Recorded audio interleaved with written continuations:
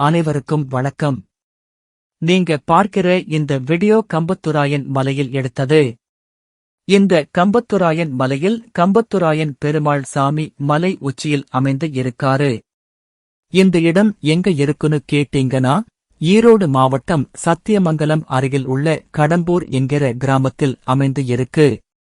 இந்த மலை ஏறுவதற்கு சுமார் 2.5 மணி நேரம் முதல் 4 மணி நேரம் வரை ஆகலாம். பிகினர்ஸ் ட்ரெக்கிங் நிலையில உள்ளவங்களுக்கு சுமார் 4 மணி நேரம் ஆகலாம். இந்த கோவிலுக்கு செல்ல புரட்டாசி மாசம் 4 சனிக்கிழமைக்கு மட்டும் அனுமதி கொடுக்குறாங்க.